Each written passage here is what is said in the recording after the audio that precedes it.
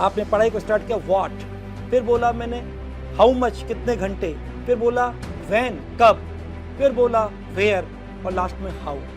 ये 5 से आपकी पढ़ाई आपके हमेशा हाथ में है। अगर हम अपने हाथ को देखें तो अपने हाथ में पढ़ाई को ऐसे देख सकते हैं। मेरे साथ साथ चलना बच्चों, छोटी उंगली से बात करते हैं। आप अपनी पढ़ाई में जहां पर भी हैं, आप 12 के साथ हैं या 10 के बाद 2 साल की तैयारी में चल रहे हैं या 12 कर चुके उसके बाद तैयारी में चल रहे हैं, कहीं भी पढ़ाई कर रहे हैं, सबसे पहले हाथ आता है कि हमको अब क्या पढ़ना है। तो जो पहली बार कुछ पढ़ रहा है उसको कोई क्लास मिस नहीं करनी चाहिए, कोई टेस्ट मिस नहीं करनी चाहिए। किसको क्या पढ़ना है, अगर कोई अपना कोर्स खत्म कर चुका है तो उसको रिवीजन करना है। और रिवीजन का मतलब ढंग से और बात आगे करेंगे, लेकिन उसको रिवीजन करना है। और रिवीजन का मतलब इतना सा बोल दूंगा, जिसको हम पढ़ चुके हैं और हमारा तैयार हो चुका है, लेकिन समय के साथ वो हो जाता है डाइल्यूट। हर चीज हमेशा याद नहीं रहती। जरा हल्की सी दुखद कल्पना करो, लगेगी पहले सुखद, लेकिन बाद में बोला अच्छा हुआ नहीं याद रहा। अगर किसी को जन्म से लेके आज तक सारी बातें हर पल दिमाग में याद रहे, बताओ उसकी हालत क्या होगी, वो पागल खाने में होगा। इसलिए हमेशा हर चीज याद नहीं रहती, लेकिन उससे जुड़ी चीज सामने आती है तो अपने आप ऑटोमेटिक रिकॉल होता है। तो रिवीजन का मतलब रिवर्स गियर की स्टडी। पहले आप जब शुरू में पहली बार पढ़ते हैं तो हमेशा आप पहली बार उसको पढ़ रहे हैं, देख रहे हैं, समझ रहे हैं, लॉजिक रीजनिंग से उसके अंदर बिल्डिंग ऑफ कंसेप्ट कर रहे हैं, तब वो टॉपिक आपके दिमाग में बैठता है। जिस नेचर का सब्जेक्ट का टॉपिक है उसको उस नेचर से आप डील करते हैं, फिर आप उसके अंदर फील करते हैं, फिर आप उसमें क्वेश्चन करने की झील करते हैं। ये होता है तरीका। रिवर्स गियर स्टडी मतलब आपको क्वेश्चंस करके थ्योरी पे आना होगा कि कहां दिक्कत आ गई है। तो ये बात हुई क्या, किसको क्या पढ़ना है वो समझ सकता है, लेकिन जो पहली बार कहीं भी पढ़ रहा है वो हमेशा कोई भी चीज छोड़े नहीं। दूसरी उंगली उसके पास वाली बोलता हूं, हाउ मच आवर्स, कितने घंटे पढ़ना है। वही बात आ गई, नॉट क्वांटिटी, क्वालिटी आवर्स। और क्वालिटी आवर्स में मतलब ब्रेक फॉर बेटरमेंट। आप कुछ भी पढ़ाई कर रहे हैं, आप बायो पढ़ रहे हैं और पढ़ते पढ़ते शुरू में आपका बहुत अच्छा था, कंसंट्रेशन पूरा फोकस होकर पढ़ रहे थे, पढ़ते पढ़ते अचानक आपको केमिस्ट्री याद आ गया, या आप फिजिक्स पढ़ रहे हैं और आपको बायो याद आ गई। यानी आपको, मैं तो इतना कह रहा हूं, आप अगर मान लीजिए कोई भी सब्जेक्ट पढ़ रहे हैं, कोई घर की बात याद आ गई, यानी कोई भी चीज पढ़ के दूसरी बात याद आ रही है, यानी कि वहां पे आपका ब्रेक पॉइंट आ गया कंसंट्रेशन का, और वहां ब्रेक बनता है, ब्रेक फॉर बेटरमेंट। और जहां ब्रेक लेके पढ़ाई करोगे, वो जितनी पढ़ाई करोगे उतनी पढ़ाई अच्छी होगी, क्वालिटी आवर्स की पढ़ाई होगी। और इस ब्रेक में हमेशा इस दिमाग को आपको रिलैक्स करना है। इसलिए ऐसा काम करो जिसमें दिमाग हट जाता हो, भले हल्का सा कुछ गा लो, कुछ बजा लो, कुछ खा लो, कुछ रूम की सफाई कर लो, कोई योग प्राणायाम कर लो, लेकिन दिमाग को हटा लो। ये हो गया आपका कितने घंटे पढ़ना है। अब आता है बीच वाली उंगली, व्हेन, कब पढ़ना है। पढ़ने का वैसे सबसे अच्छा समय नो डाउट जब आपका मन लगे तब पढ़ना चाहिए।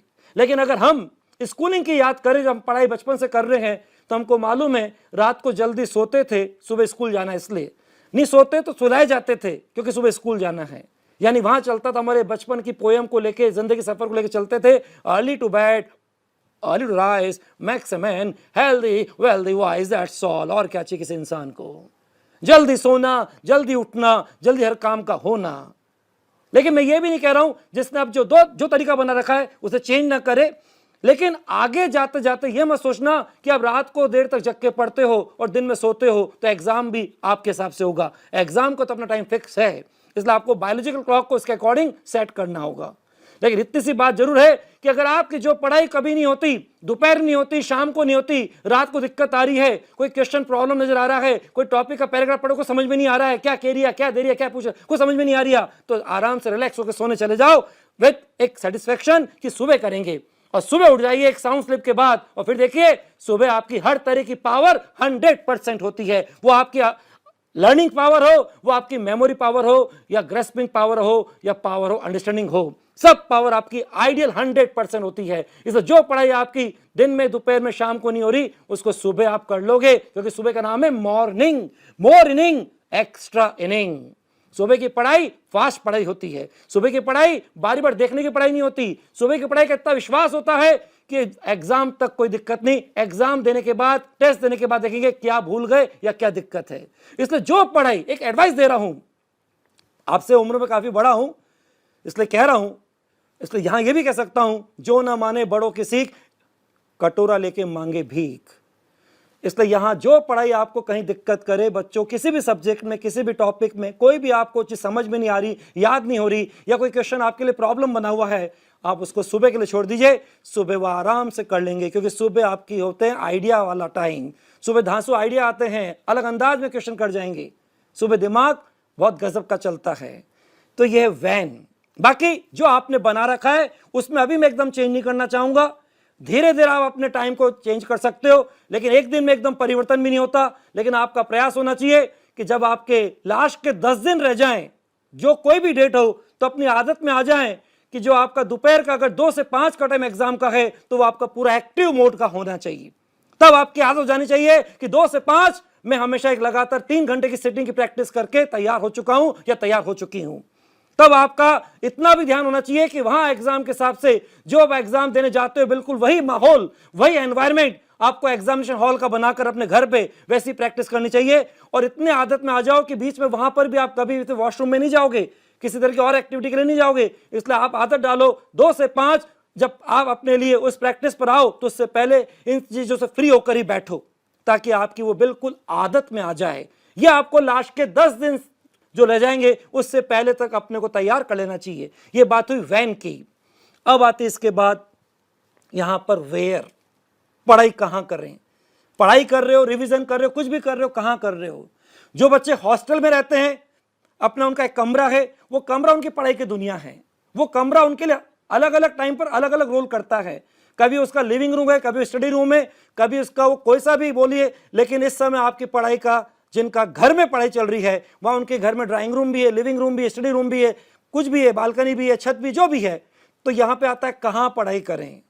तो वास्तव में वहां पढ़ाई करें जहां पे दूसरे की प्रेजेंस महसूस ना हो, क्योंकि पढ़ाई में सबसे इंपॉर्टेंट पावर ऑफ कंसंट्रेशन। और उसके लिए आपको सबसे अच्छा है स्टडी रूम के हिसाब से जहां है वो आपका अपने पीजी में या हॉस्टल में सिंगल रूम हो, तो वही आपकी दुनिया है। तो वहां आराम से बैठ के पढ़ाई करिए। अब आती बात, छत पे पढ़ाई कर रहे हैं कि कब कर रहे हैं, तब करेंगे जब कोई रिवीजन करना हो।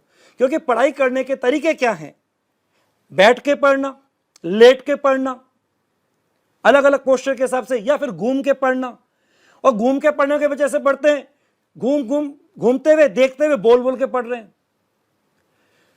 और कई बार ऐसे भी होता है कि खुद तो घूम रहे हैं और दूसरे से बोल रहे हैं कि तुम बोलते जाओ मैं सुनता जाऊंगा। ऐसे भी कुछ लोग होते हैं, कई तरीके। लेकिन बच्चों, जब सबसे पहली बार इसको ध्यान सुनना, जब किसी भी चीज को पहली बार पढ़ो, किसी से या खुद से, किसी से मतलब जब इसको आप पहली बार क्लास में पढ़ रहे हो, तो वहां पे टीचर पढ़ा रहा है। आपका पढ़ाई का मोड ऑनलाइन हो कि ऑफलाइन हो, आपको हमेशा वहां पर बिल्कुल टेबल कुर्सी के हिसाब से बैठकर, बैकबोन स्ट्रेट, ताकि आप यूज करें, उसका उठाएं बेनिफिट रिफ्लेक्स एक्शन का, वैसे पढ़ना चाहिए। ये तो आपके क्लास में टीचर से पढ़ने की बात हो गई। और जब रूम पे जाके इसको आप अपनी सेल्फ स्टडी में पढ़ रहे हो, तो वहां भी आपको टेबल कुर्सी के हिसाब से बैठ के पढ़ना चाहिए।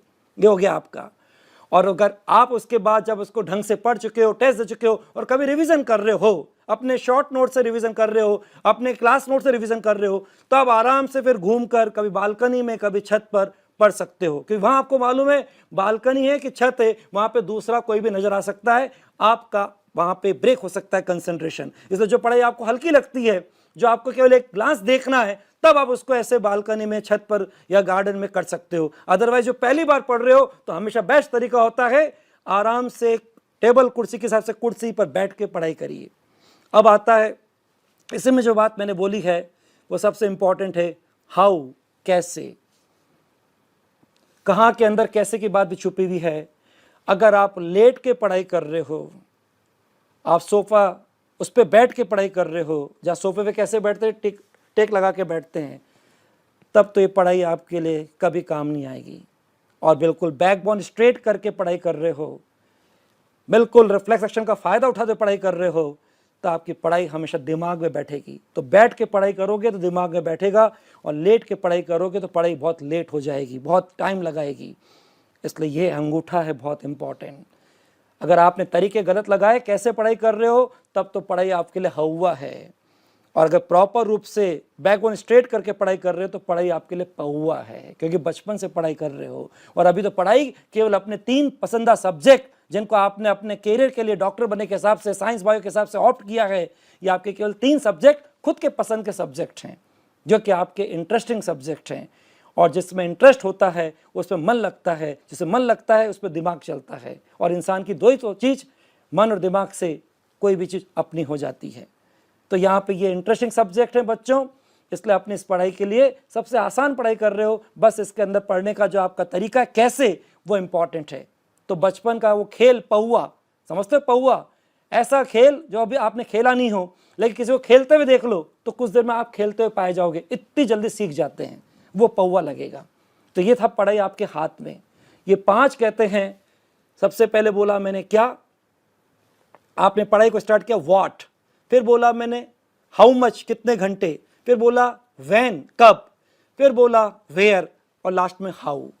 ये 5 से आपकी पढ़ाई आपके हमेशा हाथ में है, और जब इनको कॉम्बिनेशन से, ढंग से, ट्यूनिंग के साथ यूज़ करोगे तो ये मुट्ठी में पढ़ाई होगी, और मुट्ठी में भी पढ़ाई भी होगी, मुट्ठी में आपकी कोई रैंक भी होगी, मुट्ठी में आपके कोई कॉलेज की सीट भी होगी, मुट्ठी में आप जो चाहें उसको बना सकते हो। तो ये बंद मुट्ठी, इस पढ़ाई की प्रॉपर 5 चीज़ से कॉम्बिनेशन हो सकती है।